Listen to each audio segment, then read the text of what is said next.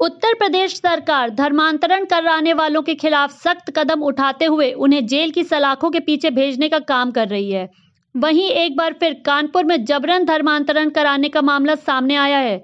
इस मामले में पीड़िता ने अपने पति पर आरोप लगाया है कि वह जबरन उसका व उसके बेटे का धर्मांतरण कराना चाह रहा है और उन्हें मुस्लिम बनाना चाहता है। दरअसल कल्याणपुर आवास विकास निवासी स्मिता श्रीवास्तव की 2015 में धर्मेंद्र से शादी हुई थी। दोनों का जीवन हंसी खुशी चल रहा है। परिवार में एक 5 साल का बच्चा भी है। हंसते खेलते परिवार को उस वक्त नजर लग गई जब धर्मेंद्र 2 साल पूर्व अजमेर शरीफ होकर वापस आया। अजमेर से लौटने के बाद धर्मेंद्र का बर्ताव बदल गया और वह पत्नी व बच्चे से छुपाकर नमाज पढ़ने लगा और मुस्लिम बनकर टोपी लगाने लगा। पीड़ित स्मिता श्रीवास्तव ने आरोप लगाया है कि बीते कुछ समय पहले से धर्मेंद्र उस पर और बेटे पर जबरन अपना धर्म बदलकर मुस्लिम धर्म अपनाने का दबाव डाल रहा है। जब पीड़िता ने विरोध किया तो धर्मेंद्र ने उसकी बेरहमी से पिटाई करी और इसके साथ ही अपने बेटे को जान से मारने का प्रयास किया। इस मामले में पीड़िता के पिता ने कल्याणपुर थाने में जबरन धर्मांतरण कराने का आरोप लगाकर शिकायत दर्ज कराई है, जिसके बाद पुलिस जब आरोपी को पकड़ने गई तो वह पुलिस से भी भिड़ गया और हाथापाई कर दी। इस मामले में विश्व हिंदू परिषद बजरंग दल कार्यकर्ताओं ने पुलिस कमिश्नर विजय सिंह मीणा से मुलाकात करी और बताया कि इस वक्त कल्याणपुर इलाके में एक बड़ा गैंग लोगों के धर्मांतरण का काम कर रहा है।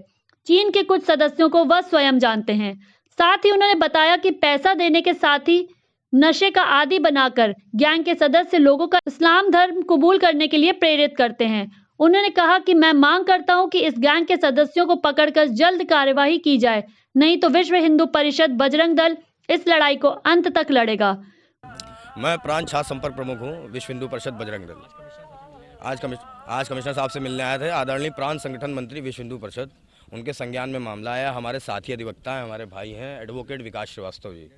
एडवोकेट विकास श्रीवास्तव जी हमारे साथी अधिवक्ता हैं। इनके बहनोई 2018 में कुछ यहाँ कानपुर शहर के मुस्लिम धर्म के लोग द्वारा अजमेर ले जाए जाते हैं और वहाँ पर नशा कराकर और उसके बाद उनको उसी तरीके के क्रियाकलापों में अजमेर में करीब 4 से 5 महीना रोकते हैं और उनको माइंड वॉश करके उन्हें प्रभावी ढंग से प्रभावित कर देते हैं इस्लाम धर्म की तरफ। जब वो लौट कर आते हैं तो उनके क्रियाकलाप बदले हुए थे, नमाज़ पढ़ रहे थे, सारी चीज़ें कर रहे थे और इसमें एक गैंग इन्वॉल्व है। विषय ये है कि इनके बहनोई इस्लाम की तरफ प्रेरित हो गए और मुस्लिम धर्म अपना लिया उन्होंने, परंतु इसमें जो गैंग काम कर रहा है उस गैंग का पर्दाफाश हो। उस गैंग को के एक आध मेंबरों को मैं जानता हूँ और वो गैंग यहाँ से लगाकर अजमेर तक काम करता है। गरीब लोगों को, गरीब तबके के लोगों को, नौजवान छात्रों को नशे के दम पर भड़काकर नशे का आदी बनाकर उसके बाद उसको टेंट्रम तरीके के टेंट्रम कर उसको इस्लाम धर्म की तरफ प्रेरित करके उन्हें मुसलमान बनाने का काम किया जा रहा है। फंडिंग के तहत किया जा रहा है।